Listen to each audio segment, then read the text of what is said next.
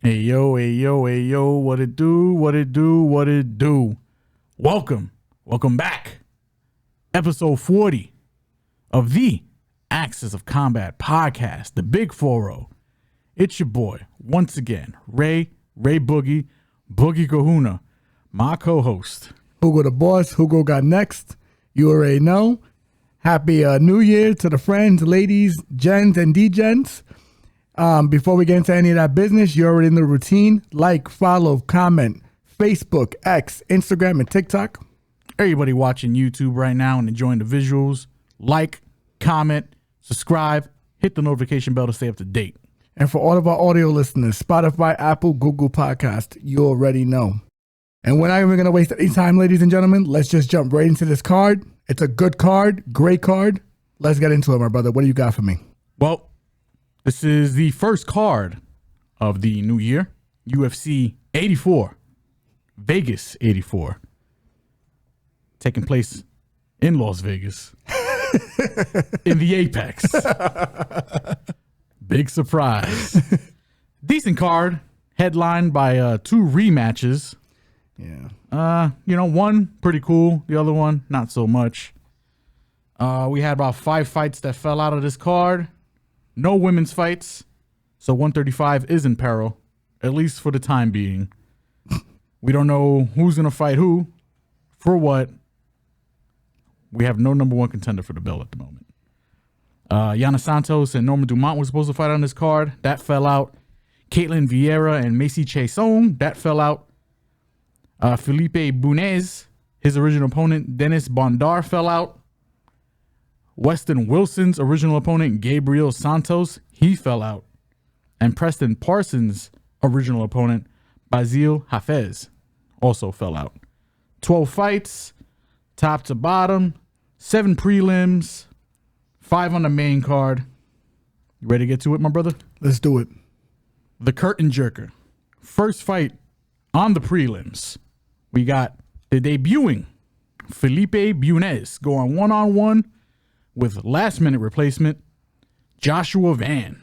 Felipe, 13-6, hailing from Brazil, fighting out of Brazil, 34 years old, going one-on-one with the fearless Joshua Van, 9-1 overall, fighting out of Houston, Texas. Don't know what his nationality is. I'm not even going to try to attempt to say that. 22 years old. I think starting off the first card of the year in the flyweight division's a smart move. Flyweight division's, possibly the most exciting division the UFC has. Joshua Van just fought about 2 months ago in November, and that was against Borjas. Looked good there. Looked good in his debut fight against the man with 17 wives, Zumagulov, the Russian Beetle himself. Listen, I like Van. Fan of the kid. Works the body, throws in combination. A little on the small side, but you can tell that his boxing is, for 22 years old, polished. Felipe Bunes, debuting, skipped the contender series. His original opponent, Bondar, I think he was going to mop him. Bondar's the Ukrainian cat that fought remember that fight where he went and posted and ended up breaking his arm or dislocating his elbow or something like that? That guy. Nothing against the guy. He was going to get mopped by Bunes here. This fight, tougher. Joshua Van, looking to, just kick off 2024 the right way. I'm going to kick off 2024 myself in a spicy way, and I'm leaning Bunes here. He's currently the dog. Plus 195. Plus 195. The things I like about Felipe is he's not afraid to strike. Obviously, if the longer the fight goes on, Josh Van, I think, has got the advantage. He's going to throw in volume. He is the better striker. But what I noticed in the Borjas fight, you stick a 1-2 down his face, you stick a jab down his face, Van, slow starter. You could win a round on him. Also, another problem with Van, 22 years old, just started wrestling not too long ago. Felipe Bunes got the jits. Decent on the ground, know what I'm saying? He's got the height. He's got the striking. Well, at least competent enough striking where I think he can steal around early, and with the grappling, probably steal around late. I think Joshua Van is probably biting off a little too much here with the 2-month turnaround. That being said, Felipe is the guy I'm feeling right now. What about you? Yeah, I'm on you with Felipe for this dog shot. He's not taking the fight on last minute notice. Van, I like Van a lot. He really showed me a lot with the Ismagulov fight. Almost stopped him a few times in that fight, to be honest, because he was just fucking pounding on him, to be frank. I think that's my New Year's resolution. Darn it. I think Bunes is the better all-around fighter and has had the way better competition. Yeah, he's 12 years older, but it's not like he's ancient. And I think he has very good kicking game. He knows how to throw kicks up the middle, and I think he can steal rounds here. I just think the line it's almost like an autoplay line, because I think this line is uber disrespectful to this guy. Yeah, it is. It's considering I think he probably could win all 3 rounds. Like that's how high I think of his skill set and how good I think he is. Yeah, I think Bunes is definitely the side. Bunes is definitely probably getting a half a unit bet on my part. Maybe even a full unit, because there's a lot of routes for victory for him in this fight. Yeah, I mean, listen, he's considering his past, he's literally only struggled against people who can out wrestle or out grapple him. Correct. I mean, literally his last loss was Formiga, and that was a weight class up, and he was a step in. Yeah. So Formiga can grapple. And Joshua Van doesn't really offer the grappling. I'm not saying Joshua Van can't knock dude out, but it's possible. And if you like the Joshua Van late props, I think they're live for sure. But Bunes at this price range, I think he's decent here. Absolutely, especially for a guy who can steal 2 rounds, with Josh Van being a slow starter, as you mentioned. So yeah, I like the dog shot here. So second fight on the prelims, we got a debuting Tom Nolan going 1-on-1 with Nikolas Motta. The big train, Tom Nolan. Fighting out of Australia, hailing from Australia, 6-0 overall, 23 years old, going 1-on-1 with Iron Nikolas Motta. 13-5 overall, hailing from Brazil, fighting out of Las Vegas, Nevada, 30 years old. Listen, I like this Tom Nolan cat. He's big for the division. He's like 6'3", fighting at lightweight. That's humongous. He's got good hands. I think his jits, even though he hasn't really displayed the jits, you can see signs that he's got the background. Things I don't like about Nolan, I think he's still a little green. I do like his aggression, but the way he was striking, at least on the tape, from what I was watching, leaves a lot of holes. Absolutely. Motta, he's probably the definition of mid, maybe, right? I think Motta's okay. Wasn't a good look his last fight against Trey Ogden, but I feel like that was more of a stylistic. Correct. What's the word I'm looking for? Like a stylistic. It's a styles clash. It was like a clash of styles, and it just didn't favor him. It's almost like that old analogy. Not an old analogy. It's like a boxing analogy, and I don't know how much it applies here, but it's like if you got a boxer versus a puncher, you lean the boxer. Correct. You lean the boxer to outbox the puncher. Yes. And Trey Ogden, for what it's worth, he's technical. Very smart. He was able to out technique and had a really good smart game plan for a guy who kind of thrives in the chaos. Agreed. I think I like Tom Nolan to win here, but I was talking to my brother, a little bit off the mic here, and I think he got me on Motta here. Motta's plus 260 right now, bro. 2 dogs in a row. Two dogs. All I'm saying is, and I agree with you with everything you're saying, I just think Tom Nolan's really good from range, knows how to use his kicks. The problem is when he starts getting into he gets into brawls every fight that we've seen. And the problem, and he fights, he has all this length, but he fights like a guy that has no length at all. Yeah, when he starts to go berserk, that 6'3" advantage goes away. He's right in front of you. Yeah. And like, not the biggest puncher either. He thumps, but he doesn't thump like Motta. Motta thumps. Yeah. And when Motta touches dudes, you see it. They're like, okay. And this is stylistically the kind of fight that Motta can be a little patient, wait for him to come in, because that's what Tom Nolan's gonna do. And drop his ass. And then within that chaos, kind of punch him, probably sleep him. Yeah, I don't think Nolan's faced anyone that hits like this kid. No. I'm gonna be honest with you. I agree with you. So I just think Nolan at minus 325 is absurd. Yeah, a guy debuting it's absurd. 325. You play Motta's money line. I'm curious to see what his knockout line is. I mean, I get it. Listen, Motta, again, losing to Trey Ogden ain't the best. He lost. It was a no contest, but he was losing that fight. He lost that fight. Correct. Losing to Manuel Torres. I mean, listen, it is what it is. Manuel Torres, the bigger guy. And again, not that he didn't give him the fight he wanted. And Manuel Torres was able to use his length, unlike I don't think the way Tom is going to do it. And, was able to put Motta out. Yeah, but I think this is a spot where I think this is a prime candidate for a buy low on Nikolas Motta, who's, not on the best streak right now, possibly fighting for his job. Who knows?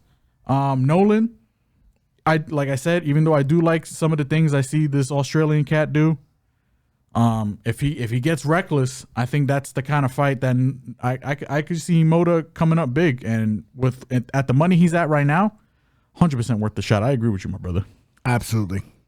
All right, third fight we got on the prelims here.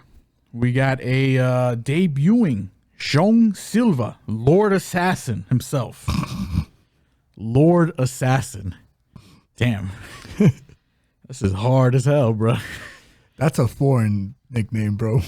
That's some crazy shit. You say it in English, it doesn't sound right, but it's hilarious. That's got to be like his gamer tag or something, Yeah.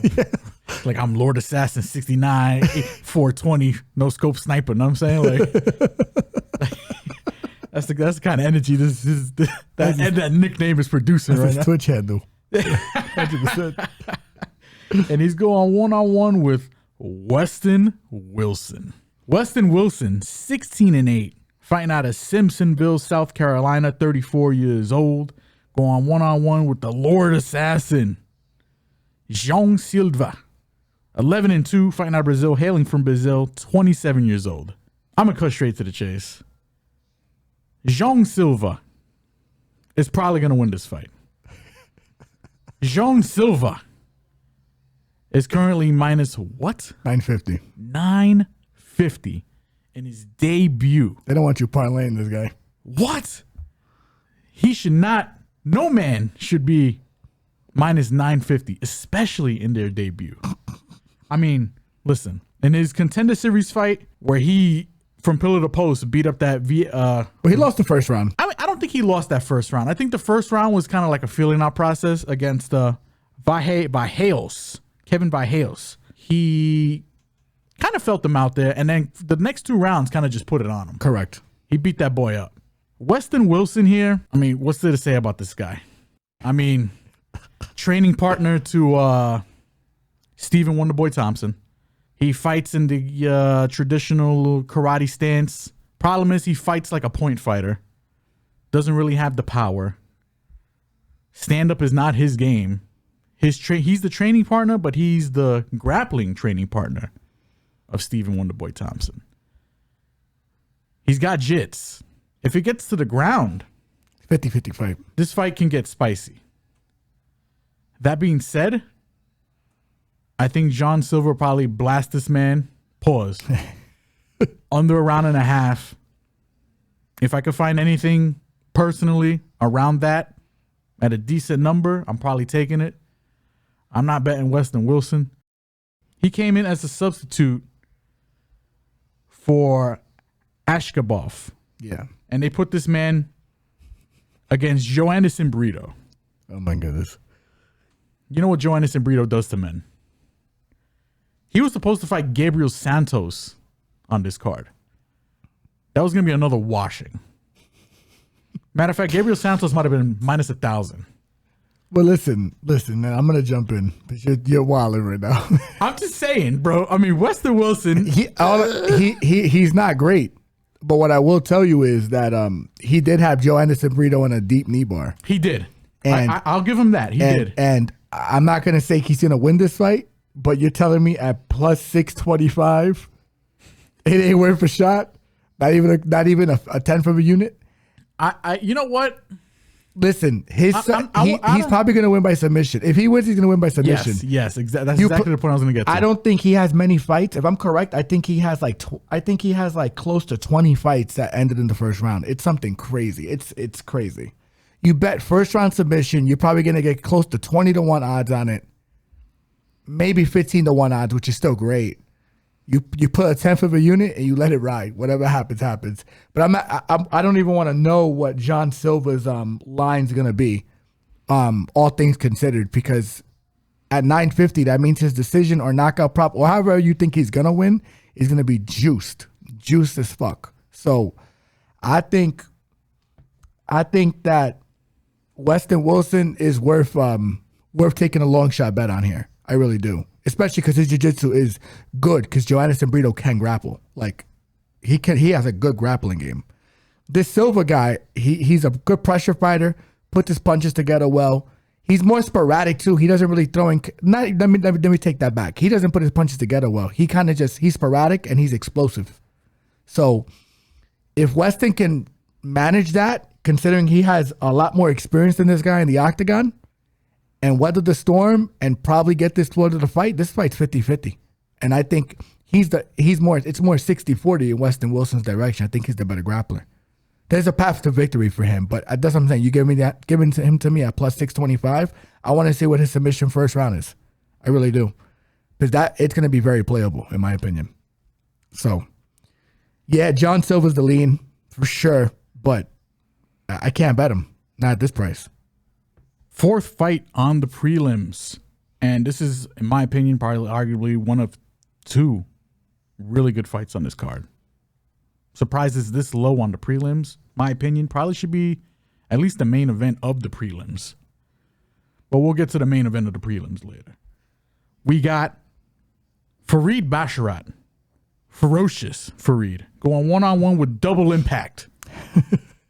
Van Damme. Jean-Claude, no. Tyler Lapilus. Basharat, 11-0, fighting out of Afghanistan. 26 years old. Going one-on-one with Taylor, double impact Lapilus. The Frenchman, fighting out of France, hailing from France.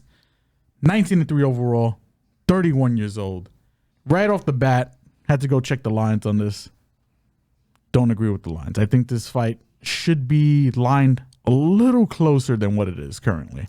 Yeah, Basharat minus 278, Lapilus plus 225. This might be an autoplay. I wouldn't say it's an autoplay. Only because, listen, Lapilus... What's that decision lines? I want to know. Because they're not stopping each other. I know that. No. But that decision, if Lapilus' decision line is plus 350, I'm taking that shit. I like fight ends in decision if you can get a decent number. I am leaning Basharat here. Me too.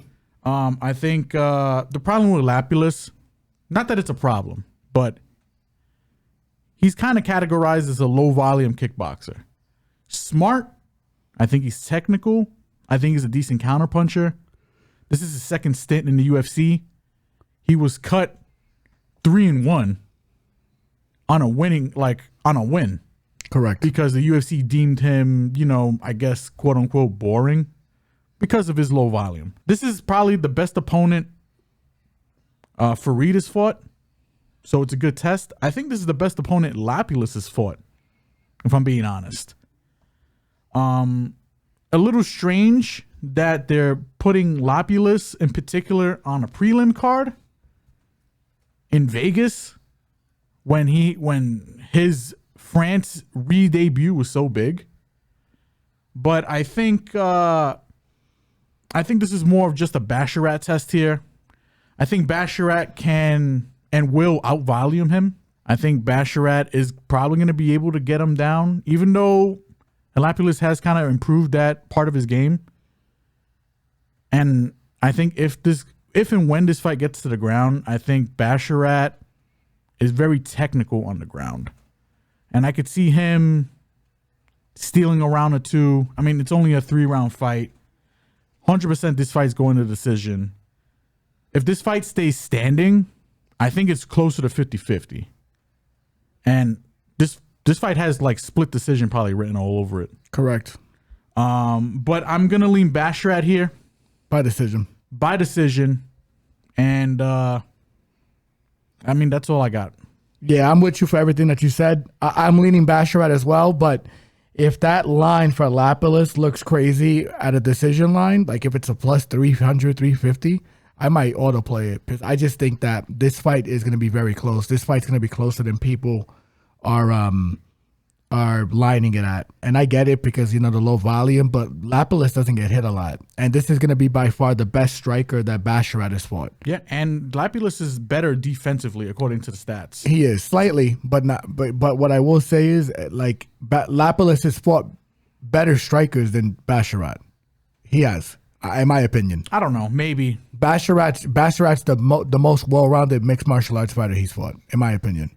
Like, this kid he's a good prospect. Like, he's a very good prospect in terms of the upside, because he's fought some good guys too in LFA and stuff like that. So I don't want to disrespect those guys, but yeah, I like Basharat by decision, but I want to look at those lines for Lapilus, and I want to see if this line gets any more disrespectful than it already is. So, 5th fight on the prelims, we got Marcus McGhee, aka Attack on Titan.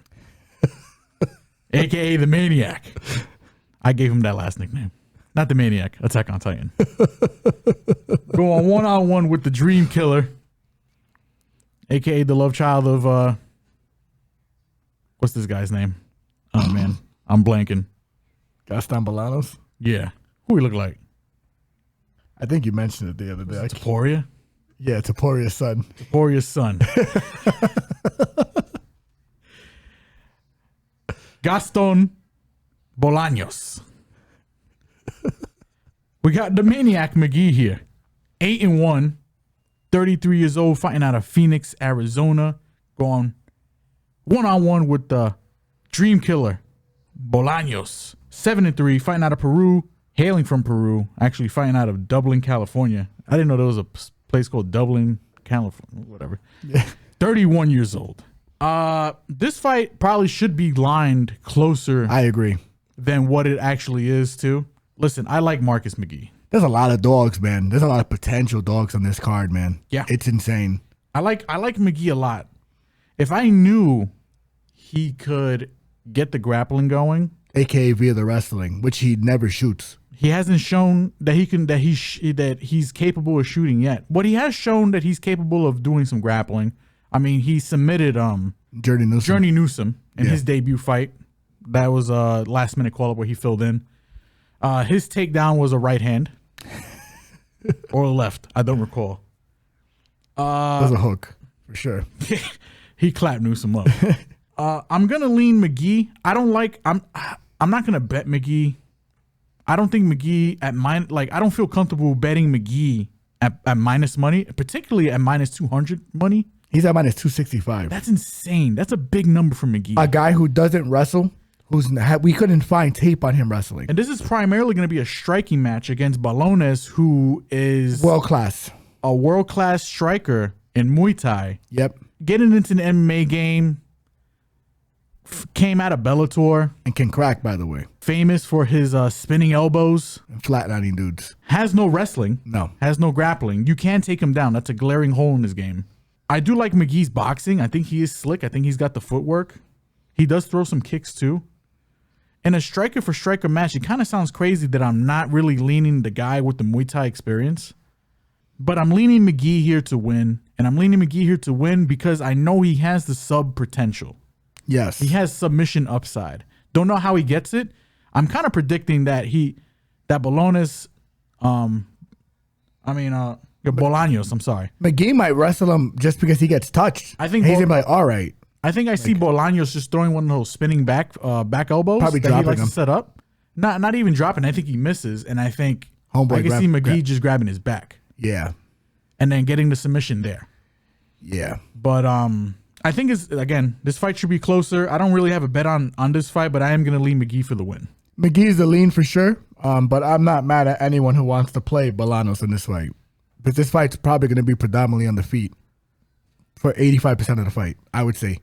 So you want to lean the more technical striker, good. I want to see, like I said, these really can be system plays. Like he's a plus 215 right now. I want to see what he looks like close to the fight day. Because if he's like plus 250 to plus 260, he might just be a system play. Maybe. I might just drop it in there. He does have very slick, crafty strikes. And if he can keep McGhee on the outside, I mean, he's going to pick him apart. But then McGhee, then McGhee probably shows a different dimension of his wrestling. I'm anticipating that he does. He does come from a good camp. He's from the Sean O'Malley camp. There's some good coaches over there. Yeah. I think they know what the deal is with Bolaños is here. And Mario Bautista can wrestle. Yeah. He's not like a terrible wrestler, so, I could see some grappling here. I'm going to lean McGhee slightly, not with the most confidence, but, I almost want to live bet this fight. Because if Bolaños starts lighting him up, and then McGee's like, oh shit, maybe I should probably wrestle this guy. Like that line could get knocked down a little bit, and then you can just grab him. Yep. Grab him in a way better line. So unfortunately, you're banking on something, or we're banking on something we haven't seen it. We haven't seen it. Yeah, we haven't seen it. But you make a good point. This could be a live bet fight. 100%. I don't trust this on a parlay either, just because of the stylistic clash here. I don't like it. It's scary because Bolaños can definitely win this fight. Fight number 6 on the prelims. And we have a stepping in on short notice, Matthew the Jedi Semelsberger. My dog. That's my dog. Hit the bark, boy. Hit that bark. Yeah. That's my dog. Going one-on-one with pressure. Preston Parsons. Triple P. Not the PPP loans from the COVID era. This is Triple P pressure. Preston Parsons. Holy! I'm not impressed. Well, we're going to say that one because I am not. We got Semelsberger here, 11-6, fighting out of Frederick, Maryland, 31 years old, going one-on-one with Preston Parsons, who is 10-4, fighting out of Jacksonville Beach, Florida, 28 years old. We got another fight here. It's about another fight of the slightly better mid-off. I don't even know how to like categorize like both these fighters. I think Semelsberger's good. I don't think he's ever going to be like top 15. He could be though. Yeah, Preston Parsons never going to be top 15. Preston Parsons is probably not going to be top 15. But I think there is a possibility he could win this fight. Semelsberger probably he's got to hold some kind of record for most knockdowns in the UFC. This man knocked down, I think, every one of his opponents except for, what's that boy's name? I can't remember it, but I know you're talking about. Fletcher. AJ Fletcher. Who's just got a rock chin, by the way. Like good striking, athletic as hell. Strong. Big for the division. As an ox. Big for the division. He can wrestle. He can scramble. Going against Mr. Parsons here. Nickname is Pressure. All up in your face. I give him credit. He does apply the pressure. He does like the chain wrestle. Not the best wrestler. At all. By the way, yeah. A for effort. You understand what I'm saying? 100%. Like he puts it out there. He will, and that's my only worry in this fight. I mean, I'm just gonna put it out there. I am leaning Semelsberger here. I think Semelsberger is gonna win this fight. I think he's the better striker. Preston Parsons, chin, little suspect. Dustpan. I think Semelsberger stronger.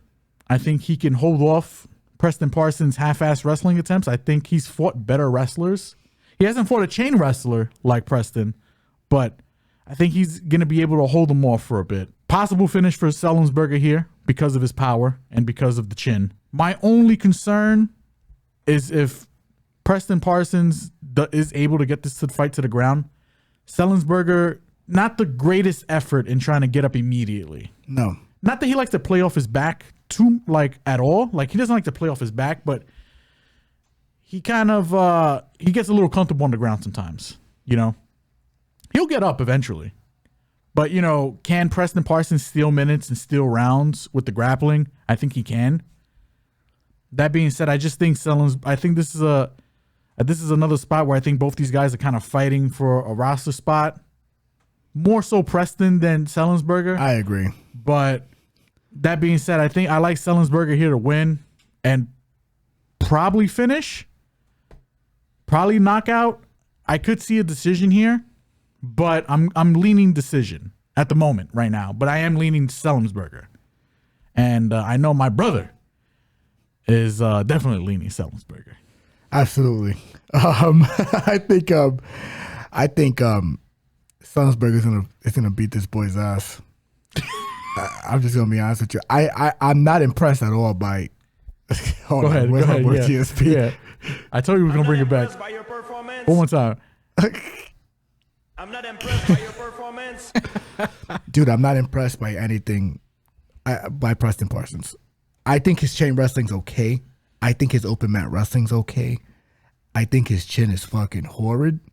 And I think this guy, they call him pressure, but the only pressure that's involved in this situation is how fast is his gas tank gonna fall off a cliff. With him, he has to be perfect for he has to be perfect for 15 minutes against a guy that can drop him with one shot. You know, I can see Semelsberger winning this fight via decision. I can see him also stopping him with punches. And even though Semelsberger is, you know, I think the only route to victory is Preston Parsons wrestling this guy. I think he has the physicality to deal with this guy not putting him on his back. Like, the only guy I really seen put Semelsberger on his back like that was Jeremiah Wells.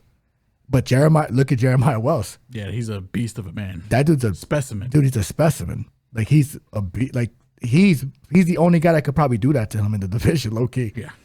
Hey, maybe Sean Brady, because you know Sean Brady's a weight bully, but you know. Nah, but Sean Brady's not. I don't think he's not a pick you up and put you down kind of like wrestler. He is though.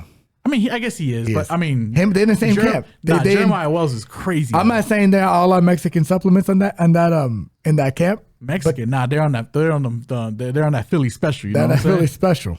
And we ain't talking about cheesesteaks. Yeah. You know what I'm saying? We ain't talking no fucking cheesesteaks. All I'm saying. Oh no, maybe we are talking them cheesesteaks. Oh my goodness, that special meat. Pause. That acai, bro. I don't know what they're on. All of them. They look crazy. Whatever's in the queso. You know what I'm saying? Yeah, there's something in the water in Philly. Something in the cheesesteak. But what I will say is that, you know, I think that's who else is taking him down? I mean, he's been taken down by I think Fletcher took him down. Fletcher's a good wrestler. I think Matthews is taking him down. Jake Matthews, good wrestler. Yeah. It's kind of crazy, right? Do you put any of those guys on the level with Preston Parsons? No. I think all those guys are better wrestlers than Preston Parsons. Better open mat wrestlers. And by the way, what do all those guys have in common? Intense physicality. Like, I think Preston Parsons, he's built good, but I don't think he can't maintain that for even 5 minutes, in my opinion. And they talk about him being like a good grappler. He hasn't finished anyone in the UFC. And he's fought. He got out wrestled and out grappled by a guy who was a lightweight, Evan Elder, on by the way, like a week's notice. And by the way, Evan Elder had his moments in that fight where he was putting mitts on him. The other two guys, and by the way, that's another thing. Semelsberger's strength for schedule, not even close. Not even close. Semelsberger's fought the way better guys. I just think he's gonna catch him with a big shot, and he's gonna put him down in both of the two, in either once or twice in two of the rounds, or he's gonna knock him out. Just so you guys know, I'm gonna put my balls on the table right now. I already put 3 units on Semelsberger at this line. What line did you get him at? -130. Because I missed that. I missed that line. I think I might be. I think it's still there. I'm probably gonna I gotta check. I think I seen him. How low did we see him? We seen him as low as 125. 125, right? Yeah. 120 around there. All I'm saying is, and it's very true. Like, this fight is. I know there's a lot of people on the unders. I don't agree with that because Preston Parsons couldn't finish his tuna sandwich before gym time.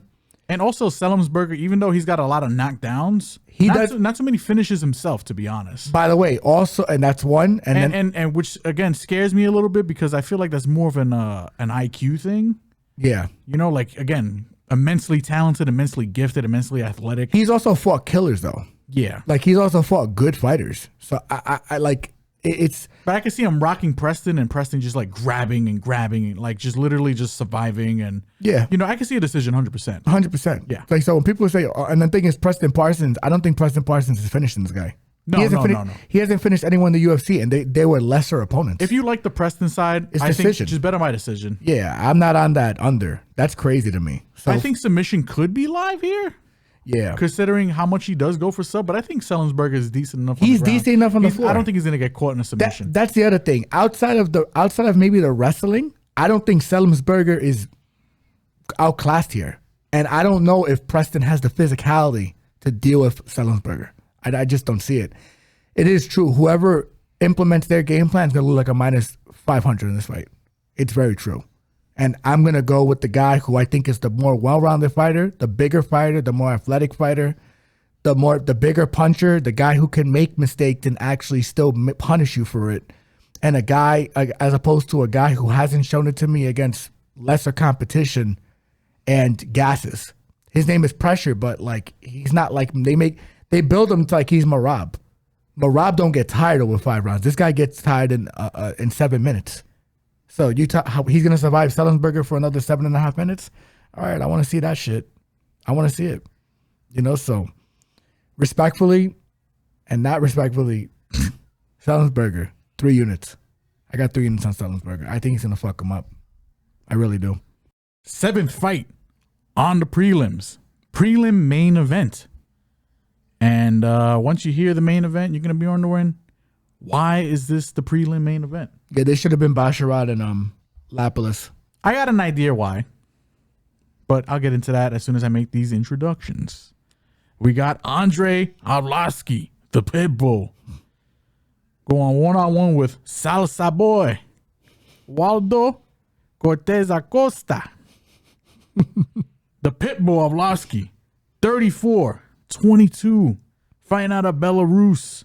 Well, hailing from Belarus, fighting out of Chicago, Illinois, at a very mature 44 years old.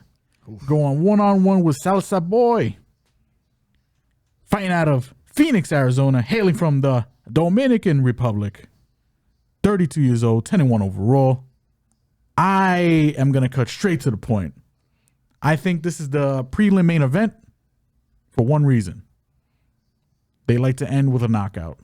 I think this fight is gonna end spectacularly, and I am all over Salsa con Fuego here. The man with the pelotas, Cortes-Acosta.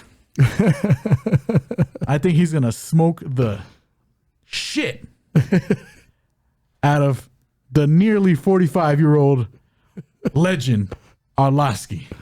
I think this is Arlovski's retirement fight. I think Waldo's going to send him to DR. First class with the fastball. Express. UPS. Special delivery. We got a body here. Bury this man on vacation.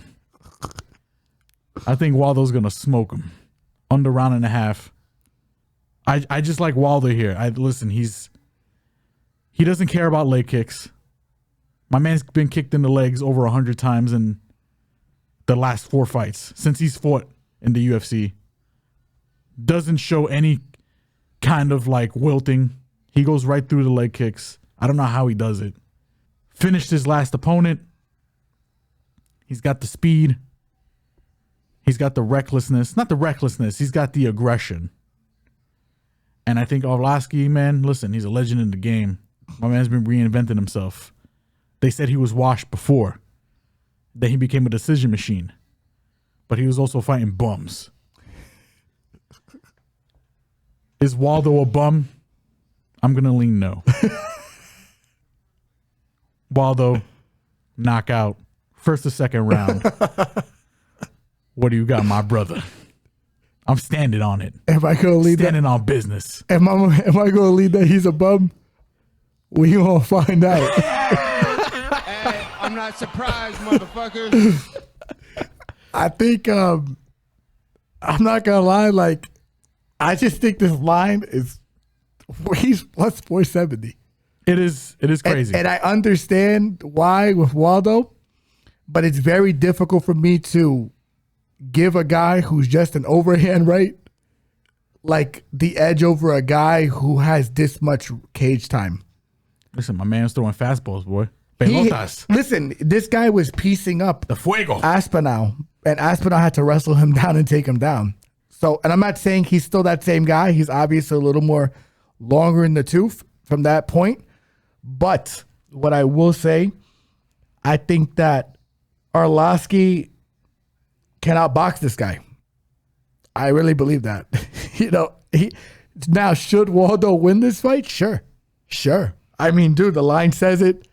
His youth says it. His explosiveness says it. His durability, everything says it. But do I think Arlovski can point this guy? 100%. 100%. And, they're saying bums. Who is Waldo beating? He beat all the same guys Arlovski beat. And then he lost to De Lima. So De Lima's been on the surge, though. De Lima's a problem. De Lima's a problem. De Lima will probably beat Arlovski as well. He probably already beat Arlovski because all these, all the sloppy heavyweights fight each other, and no one notices. I can't remember if he fought him, ladies and gentlemen. But what I will say is, all I'm saying is, everyone's talking about the brand and the level of competition. All these guys fought all the same people. He did fight De Lima. He did lose. He did lose, right? By rear naked choke, by the way. Arlovski? Yeah. Is Waldo gonna choke Arlovski? No. All right. Waldo's gonna hit him with the power of Santo Domingo. That's what he's gonna hit him with. We'll see. We'll see. I don't know. I just think if he doesn't catch him with an overhand right, it's gonna be a long night for him. He's gonna bachata on this Belarus boy. No, don't get me wrong. Like if he beats him, sure. But I'm just saying at plus 470. I took this at 440 thinking it was gonna stop there. Nope. No. Stop dancing. But what I will say is, listen, Waldo should win this fight, but I think it's a system play at this point for Arlovski at plus 470. That's nuts. I got him at 440. That was a system play already. It's going up. I might put another quarter unit on him. So that's where I'm at. Waldo the lean, Arlovski definitely the bet. To kick off the main card, we have a very entertaining fight, explosive fight. Don't know which way I'm leaning right now. It is no hype. Phil Hawes going against the Hulk, Brunno Ferreira. People gonna bleed. It's gonna get cut open, and somebody might die. Excellent way to kick off this main card. We got no hype Phil Hawes, 12-5, fighting out of Little Ferry, Jersey. 35 years old, going one-on-one with Brunno the Hulk Ferreira, fighting out of Brazil, hailing from Brazil, 10-1 overall, 31 years old. This is one of these fights where I'm looking at Phil Hawes here. I think Phil Hawes is the better striker. Talk to me. I think Phil Hawes is the better wrestler. Uh-huh. I think Phil Hawes is the better MMA fighter. Yep. But I cannot bet Phil Hawes. And it's because he has the glass vase, the dustpan that we call a chin. Oh, my goodness. My man. I love him. I felt bad for him. I felt bad talking about him like this. But He's suffered some bad knockouts in fights in first rounds where he was absolutely he was winning. Schooling some of these dudes. Putting on an excellent performance. Chris Curtis putting it on him. Curtis needed to do something, according to Joe Rogan. Chris Curtis delivered. He decided about it already. Slept him. Who else did Phil Hawes fight? Now, that dude who fought Chimaev, Askarov, I think's his name. No, but even before that, Roman Delice. He was mopping him. That fight was a little weird. Yeah. Because Delice had him in Popped his knee. Yeah. some kind of like modified, like it was a knee bar. knee bar, right? Yeah, it's filthy. Popped his knee. Turned him off. Yeah, delete is terrifying, bro. Turned him off so bad. Then, in his last fight against Aliskerov, sorry, not Askarov. Aliskerov, yeah. the man who only lost to Chimaev, He was whipping his ass. was putting it on him. Yeah. Putting on a striking clinic And then until lightning struck. And my man got hit with a 1, barely, but that 2 slept him. bad. I think he was suffering from the head kick prior, but And it was a head kick? No, it was a knee from the head kick, right? yeah, that knee caught him right in the forehead, man. And woof, You could tell he Phil didn't look all there before that combination. The combination would just touch him. It was a good right hand though too. Brunno Ferreira, listen, young, exciting, Explosive tank, kind of like the diarrhea I had not too long ago. Oh my goodness. Explosive. Don't eat Chinese food this late at night, kids. It's rough. Super necessary. I think he's got some underrated jits. Hard to find footage of the 3 submissions that he has online. He has a. It didn't happen. That's why. he barely leaves the first round. Never left the second round.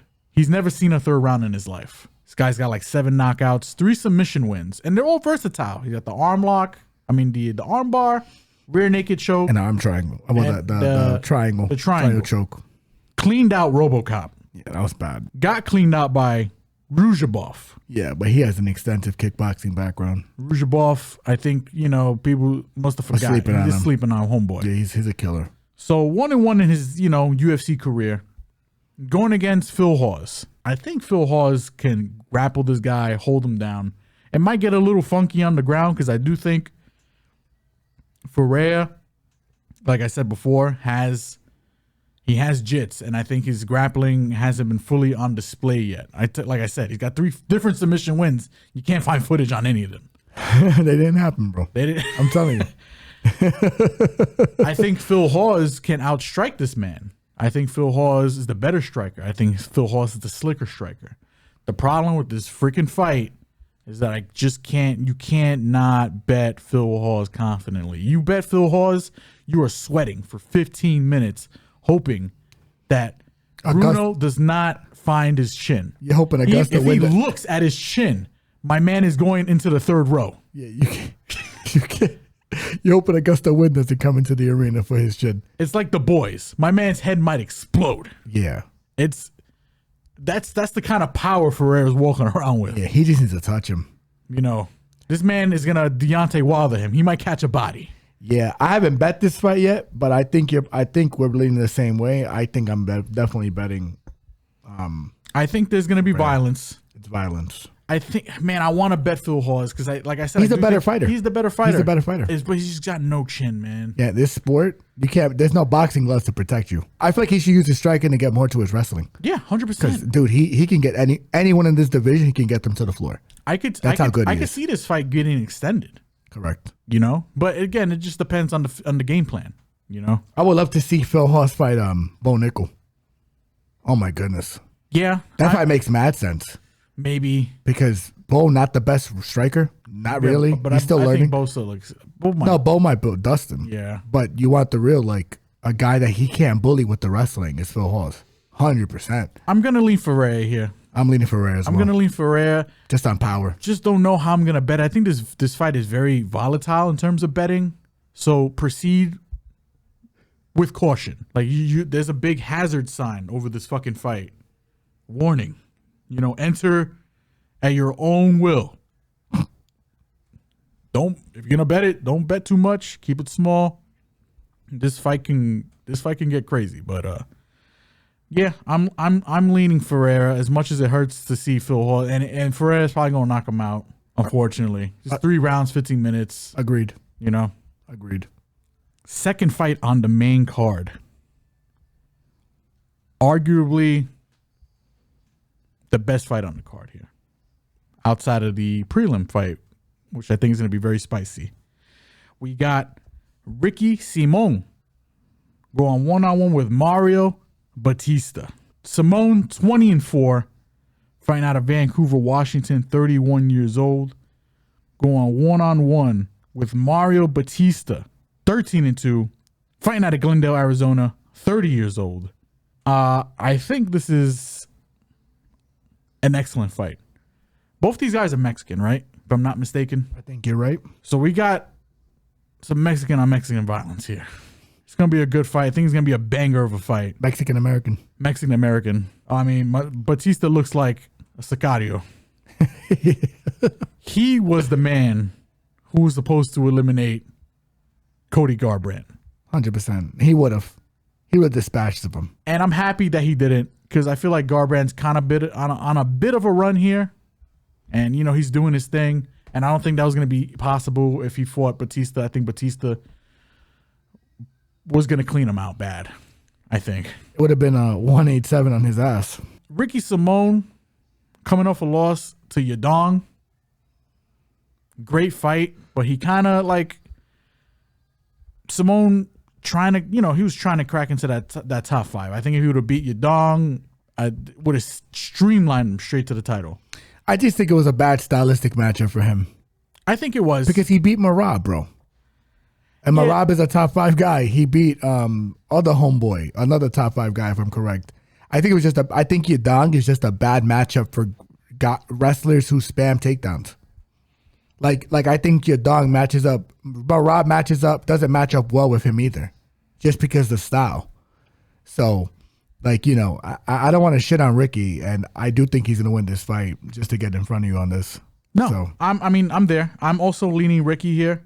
I want to bet Bautista bad, to be honest, because I'm a fan of this guy. Bad boy, man. Like, his level of competition ain't the greatest, but if you notice what he's been doing to his level of competition is what you need to be doing to his level of competition. You see what I'm saying? Correct. He's been mopping the guys they've been putting in front of him accordingly. You know what I'm saying?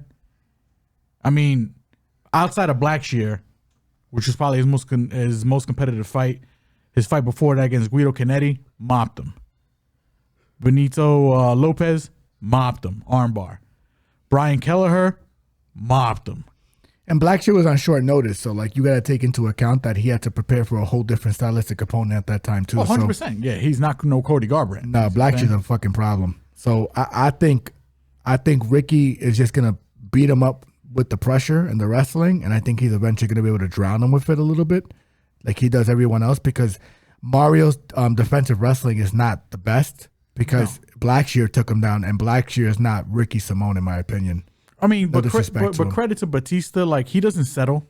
No. He's always looking to get up. Correct. You know, he's gonna make Simón work. Correct. But 100%, but Simón is gonna make him He work. welcomes that shit. Yes. He welcomes that shit. I mean, if you guys have never seen Ricky Simón versus Merab Dvalishvili, you need to watch that fight. It's one of the best fights I've ever watched. Like at this weight class, it's one of the best fights I've ever seen. With him ending the fight mounted on Merab for a topside guillotine that probably should have killed Merab, because he held on to it for about a whole minute. He submitted him. I mean, not just submitted, but he got him. He went to sleep. He went to sleep. He went to sleep. Now, did he hurt himself headbutting the ground? Yeah. He did. But Simón took completely advantage of that. And he, like, I don't care what Merab says. He did get put to sleep there. Absolutely. 100%. Absolutely. You can't take that one away from Simón. I don't care. It's one of the best fights I've ever seen. Yeah. And he stopped him with the clock ending. I think Bautista, he's the better kickboxer. I think he's got better leg kicks. I think he's got a knee that can probably lights out Simón. Good thing is Simón has a good chin. Simón's got a solid chin, and I think Simón is the stronger of the two. Absolutely. I think he's the more powerful puncher. Yeah. That mixed up with the fact that Simón is the better grappler. And the better cardio machine. And probably the better card. I mean, there's only a 3-round fight. I feel like this should be a 5-rounder. I mean, look what he did to Jack Shore. He melted that boy. You know? I know it's Jack Shore, but if Bautista can walk forward, keep the pressure, because this is what Rob Font, even though Rob Font got taken down like 6 times, this is what Rob Font did to him. And this is what Yadong, to an extent, did to him. If you just walk forward, keep the pressure on him, always keep Simón on his back foot. Back foot. Keep him on his back foot. You're not going to really give him too many good attempts at shooting. You know what I'm saying? And both those guys won those fights against Simón. Rafont was more surprising to me, but Rafont is actually a little underrated when it comes to his grappling defense and stuff. Even though he got taken out 6 times, like Bautista works his way back up. Correct. So if Bautista is able to pressure forward, throw volume, throw leg kicks, and keep Simón from implementing his game plan, I think there's a shot here. I just wish the number on him was a little juicier, because then I'd probably take a little. I'd be willing to take the bite. But at the moment right now, where the line currently stands, I think Simón wins. If Bautista gets up to the 200 range, I'll take the shot. Absolutely. Because I do think this fight is going to be close. I think this fight probably goes to decision. More times than not, I think. I agree. Both durable guys. Yeah. Both and it's very only a durable. 3-rounder fight. So it's like, Yeah. I like Ricky Simón here by decision. Agreed. Featured bout on the card. We got Jim Miller, A10, going against Mowgli, Gabriel Benítez. Miller, 36-17, fighting out of Wimpany, New Jersey, 40 years old, going one-on-one with Gabriel Mowgli Benítez, 23-10, fighting out of Tijuana, Mexico, 35 years old. Featured bout. I don't know how I feel about this being the featured bout. I do think this is another highly volatile fight. I think this is going to be a very good fight for as long as it lasts. I mean, I could see this going to decision too, but listen, I like Jim Miller, legend. Been able to reinvent himself. He's found old man power late in his career. I think it has more to do with him just like, losing the pep in the step and just like, you know what, I'm just going to plant my feet and swing. So I think that's where the power is coming from. Gabriel Benítez, I think personally is the side. Yes. The reason why I think he's the side, even though he hasn't fought in about 1.5 years. I just think he's the better leg kicker. Probably the better striker overall. He is. Power both hands. Power in both hands. And I mean, if I could reliably rely on Jim Miller's probably to grapple here, I'd probably lean Jim Miller a little more, but he doesn't wrestle. Jim Miller doesn't really wrestle, and he's more of an opportunistic wrestler where if he don't got your back against the cage, because that's the way he doesn't shoot, and there's no open mat shots with him. No. His wrestling is if you're against the cage, he'll push you against the cage, clinch you, and then drop you down from there. That's the way he likes to get his takedowns. Benítez, I think even in his last fight, like I seen, he likes to stay on his wheels. He's kind of hard to keep still. I think leg kick for leg kick, I think he's stronger. I think he's gonna be more elusive. I think he hits harder. He is 5 years younger. I think this is a tough fight for Miller, considering, all the talk that Miller wants to be on UFC 300. I think win or lose, he's probably going to be on UFC 300 no matter what, because that's probably going to be his retirement fight. Yeah. But man, I mean, to go into UFC 300, I probably would have just skipped on this fight, because I think there's a good chance he does he can lose this fight. And I think Gabriel Benítez is the side. It's going to be an interesting fight, but there's questions on both sides. The fight's volatile from a betting perspective. But again, another proceed with caution. But I'm liking Benítez here for the win. Yeah, for all the reasons you mentioned, I agree with you. I think Benítez is a problem on the feet. Jim Miller, really just a guy, if he drops you, then he'll go for the wrestling, or if he manages to trip you, he'll go for the wrestling and then use his grappling, lock up his, patent and guillotine to try to get you out of there. With that said, I just don't know if Benítez is going to give him a lot of options for that, unless he throws like a kick and he catches a kick and drops him. Or he gets caught. Like with a good shot from Miller. Miller does have a good right hand, but I think Benítez has all the capability of knocking him out too. Like, that can definitely happen. Like, he is the best kicker. They say the pound for pound, one of the best kickers at AKA. Yes. One of the most powerful kickers at AKA. And he doesn't look like it. It's crazy. You would look at him, you would not think he's a good kicker. But he kicks extremely hard. And I could see it. I could see that just inhibiting Jim Miller and not helping out his helping with his striking situation, or even just rushing in if he's hurt on that leg to run for a guillotine. So, yeah, Benítez is the side here. Don't know if I'm gonna bet it, but I think there's a chance I may. So, Co-main event, UFC Vegas 84, popping in the Apex. First fight night of the year. And we got a rematch between two flyweights, Matheus Nicolau and Starboy himself, Manel Kape. with the promo of the year for last year. I mean, controversially, yeah, promo of the year, My man's been on fire lately. Nicolau, 19-3-1. Hailing from Brazil, fighting out of Brazil, 31 years old, going one-on-one with Starboy, Manel Kape, fighting out of Las Vegas, Nevada. Hailing from Portugal, a solid 19-6 overall, 30 years old. Again, like I said, this is one of two rematches on the card. They fought before. Think went to split decision, if I'm not mistaken. And it was in favor of Nicolau. So why do I think Kape beats him this time? Well, several reasons. I think Nicolau was his second fight in the UFC. I think he ended up losing his first two fights in the UFC, if I'm not mistaken.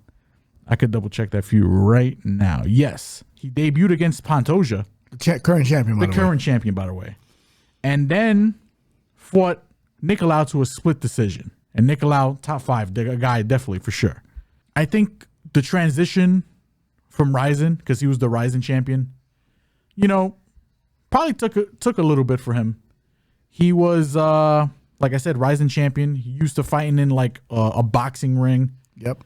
He was fighting with shoes on, so probably fighting barefooted was a little weird for him. He also has this annoying style of kind of like not playing with his food or like, toying with his opponent, but he kind of like to.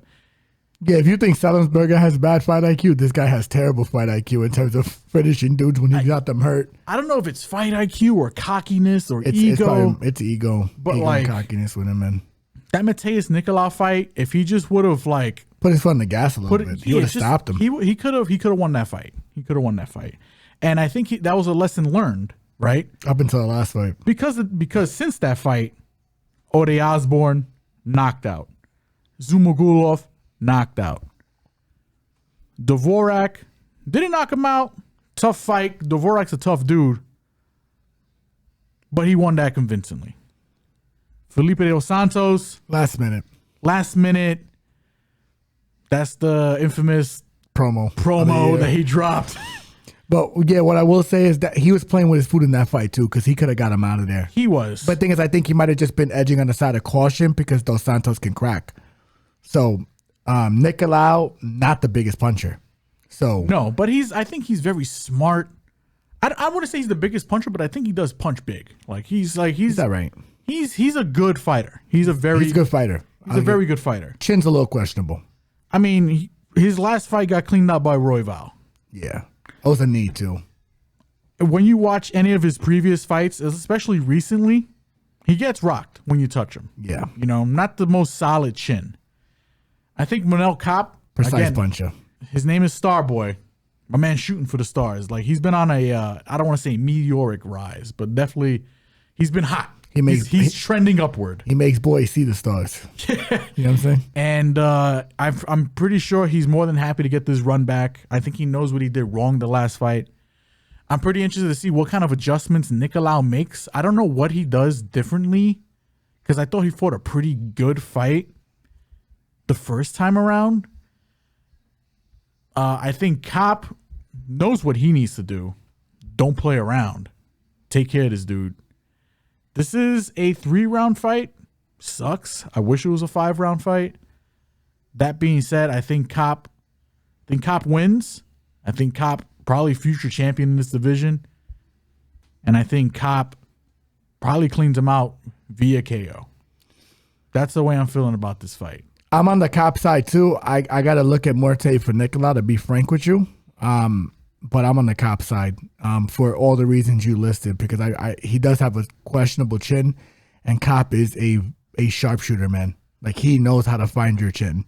from different angles too. He knows how to mix up his punches. He puts his punches together well.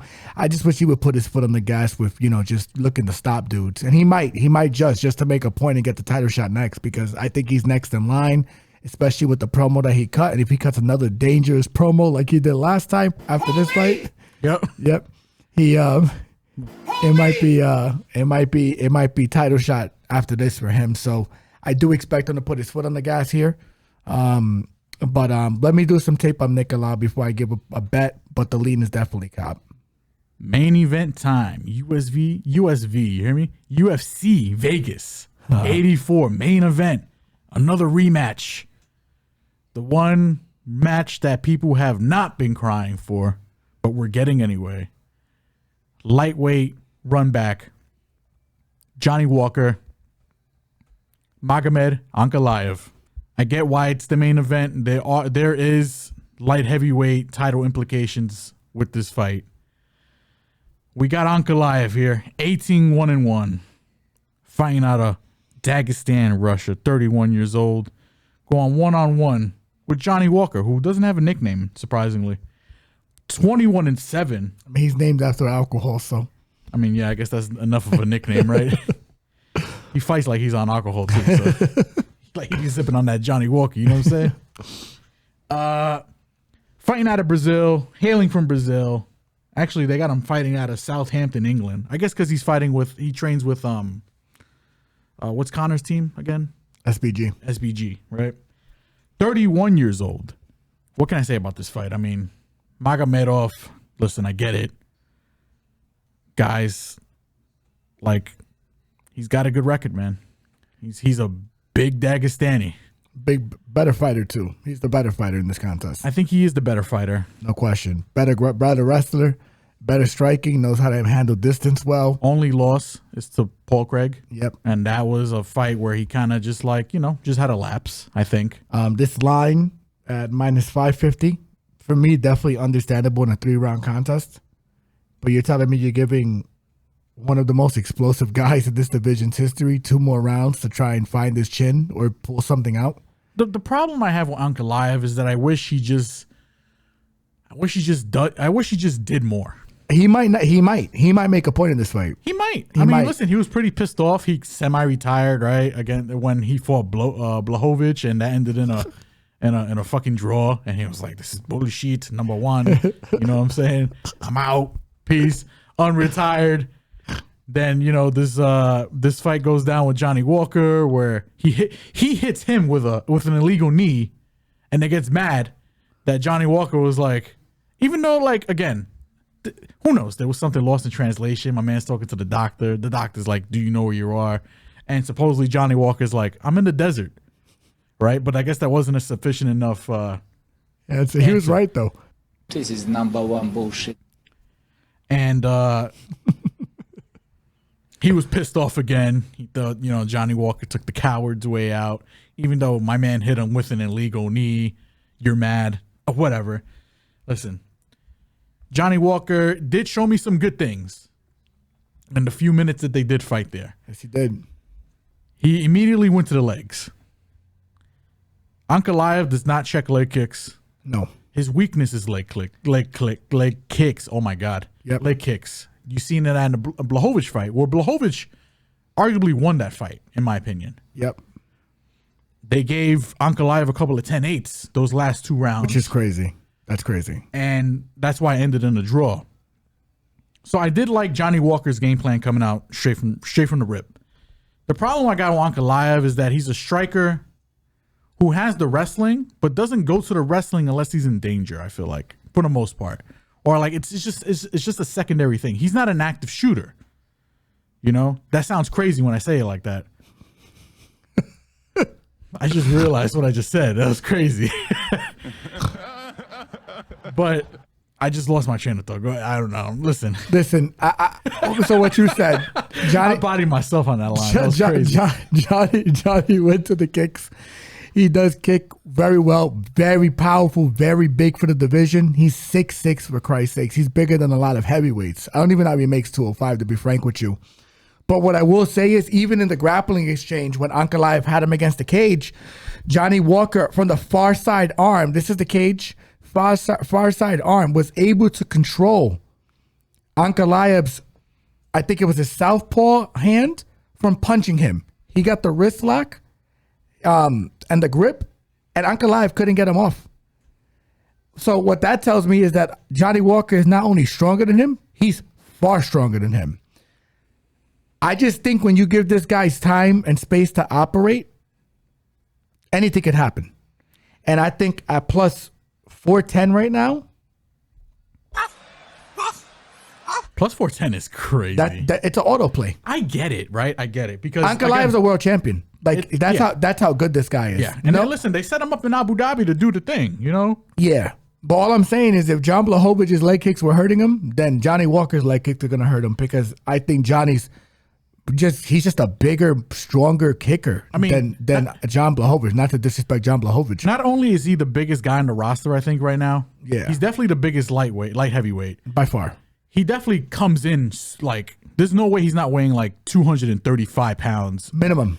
On fight day. Minimum. Like, he's a big dude. He's humongous. And not only is he big, but he's extremely athletic. He doesn't, when he gets taken down, he's been getting better. He shows that he doesn't settle. He'll post, he'll try to get up, and he uses his strength and athleticism to will his way back up. Correct. Also, fast hands, dynamic striker. The negatives are his chin and his cardio. Correct. So, the longer this fight goes, the better off probably for Ankalaev. Let's be honest. But I can see Ankalaev getting kicked in the legs, literally like shooting on him and catching a knee and getting just flatlined. Yeah, but I can also see Johnny Walker walking into a big shot. Either walking to a big shot or trying to set up the knee, overcommitting, then getting taken down and held down for a whole round. I like, because Johnny, like, listen, I love Johnny Walker. The IQ ain't really IQ. It's not IQ. It ain't IQ. Right? IQ. It ain't IQ. You know, it's a little below average. Below. I'm not. He's a smart dude, and he's been getting better. Like, if you don't see the progress that Johnny Walker's been making in his career, you're a hater. You're just a hater. You're a hater. You're a hater, and I get it. Like, Ankalaev is that dude, man. He is. He's got all the talent. Ankalaev is one of those dudes that doesn't put his foot on the gas. There's a lot of guys in this car that don't put their foot on the gas. Bro. Cop. Yeah. Lapilus. There's opportunity Basharat to an extent. For some upsets, right? Yeah. And Johnny Walker, I think this fight should be closer. Like, I don't know what Ankalaev did in that last fight. That convinced you that he should be a minus 600. That made him a bigger favorite now than he was in that first. I think it should be lined the same way. Yeah, and by the way, if anything, even closer. Even closer, and because there's 2 more rounds, so you're giving Johnny 2 more rounds to find your chin. But I don't know. At the same time, I think the two. I get why it was like a little bit of a boost in terms of the Ankalaev line, because 2 more rounds, you got to favor the wrestler. You do, but you don't, right? And the guy that he probably has the better cardio. Probably, because he was gassing the Blachowicz fight too. I mean, dude, like this fight is interesting as hell, dude. man. I just think at 410, that's insane. What's his knockout? What's his knockout round 1 and 2? What's his knockout round 3? I'm curious. I want to see those numbers, because I think there's a lot of money to be made here if he knocks him out. Now, should Ankalaev, and by the way, guys, the only reason I say there's a lot of money to be made, because it's low risk, high reward for something that's probable to happen. Yeah, plus 400 main event. What are we talking about? And a 5-round fight. I think the 5 rounds favor Johnny, because he has every round starts on its feet. So you're giving him 2 more chances to start on his feet and make something happen. This guy could do a flying knee and knock him the fuck out in the 5th round. He almost caught him with a flying knee in the first Abu Dhabi fight. Come on, brother. Come on. I mean, 410 away. 410, bro. Come on, bro. He's got the height and reach as well. Everything. Oh man. Everything. And I get it. Johnny Walker, like, again, Ankalaev should win this fight, by the way. The problem is people just remember dumbass Johnny Walker. And I don't want to say dumbass, because it's a little fucked up. We respect him. Yeah, because I love Johnny Walker. Like, dude, when he came into the UFC, I became a fan instantly. Dude got personality. He's got the athleticism. He's got the power. You know, my man tore his shoulder doing the worm. Like, come on, dude. But think about it, he's 6'6", so he could do the worm. That's insane. He's 6'6", does a standing backflip. You know? That's insane. Like he's a next level athlete. I don't know what the UFC finds these guys, but they find him somewhere. And I just think that when you have someone that's that gifted, like he can knock out heavyweights. That's how powerful he is. So it's like for me, it's like a guy who was getting caught by Blachowicz, who's much slower. And listen, that just all that. Just that being said, I'm looking at you right now, right? Mano y mano, hermano, per Hemeron. I don't know how to say it. Yeah, hermano y brother mano. y brother, right here. Ankalaev's winning this fight, right? He should win this fight. He should win this fight. I get why he's the favorite. Yeah. You understand that. I definitely understand that. You understand that. You understand that. You understand that. That's right. Ankalaev is the favorite. He is the rightful favorite. We get why he's the favorite. He's got the wrestling edge. He's got everything. He's probably the better striker. No, he is. Probably got the higher IQ, maybe. I don't know. Johnny's the more dynamic striker. But again, like I said, we're putting it on the table. Ankalaev probably is going to win this fight. He should win this fight. 410? 410? No. On an improved Johnny Walker. With 2 more rounds. If it was a 3-round fight, I could definitely see this line. But you're giving him 2 more opportunities to figure it out. Because all rounds start on their feet, bro. They do. So and Ankalaev is not a big finisher. And already showed you he had a game plan, you know? Yeah. Like he went straight for the leg kicks. Yep. And I think he's a better leg kicker than Blachowicz. I'm hot take. Yeah, he's just more explosive. He's just bigger, more explosive. He's got 3 inches in height, probably like 7 inches in reach. Yeah, it's insane. Actually, no, 75 to 82. Johnny can hit this guy in places where Blachowicz could never hit him. Yeah. And no. 410's crazy. He's an auto play. I'm taking the dog shot. He's an auto play. I'm letting y'all know. I'm taking the dog shot. My brother 100% is probably taking the dog shot. I already took it. You already took it. I'm mad because the line went up more. I thought it was going to get smashed down.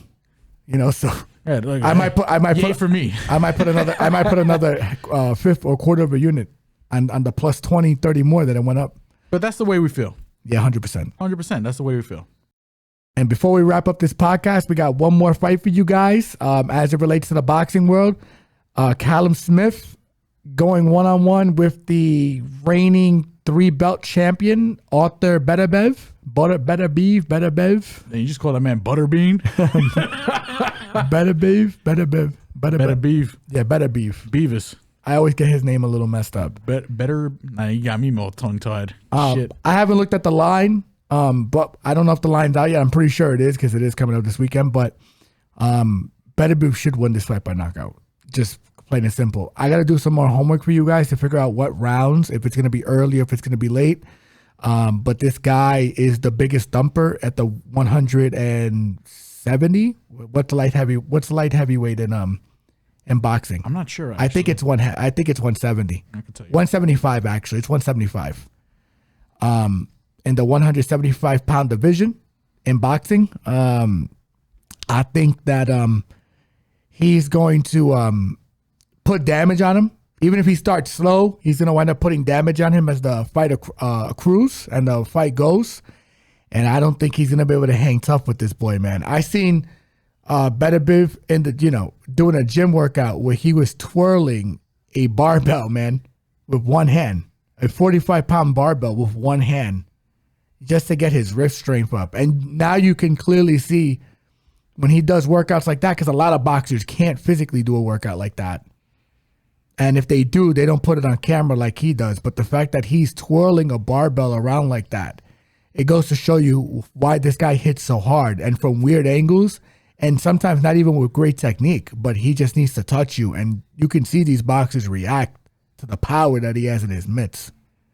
So I like Beterbiev by knockout. I'll let you know when I'm thinking. Definitely follow us on all social media platforms for that. And we'll definitely keep you posted on that.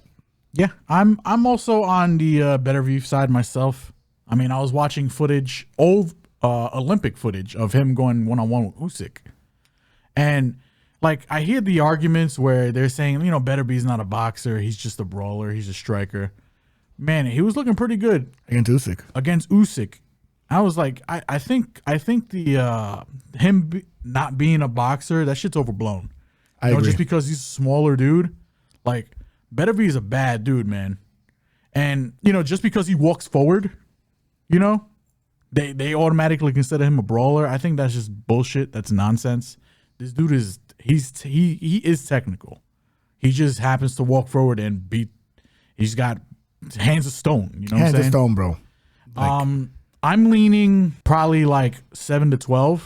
Yeah. At the moment, don't know what those lines look like, but I think if the knockout does come, because I'll give Callum Smith credit. Like I think he does last at least the first half of the fight. But this is one where I my brother will probably watch some more footage and really stick my teeth into the footage here and get a good take. But that again, gut reaction, instant reaction. You're gonna ask me. I think Beterbiev probably gets the knockout here, and I think it probably comes in the second half of the fight. I would have to say that too. Callum Smith fought Canelo Alvarez, right? Yes. Yeah. And lost to Canelo. Smaller dude. Canelo stopped him late. Yeah. And by the way, I don't want to say Canelo's a better body puncher, to be fair, and he has better ways of getting in. Beterbiev doesn't need to do any of that shit. Beterbiev just hits harder than him. He's just a bigger man, bro. So actually, no, he didn't. He lost to him by unanimous decision. That's what they gotta say. Oh no, you know why I got confused? Because I think he tore his bicep in that fight. Like his whole shit was like just hanging. Like it was nasty. Oh, that's right. Yeah. Yeah, that's why I thought that's why I thought it was a TKO. But I think Beterbiev does.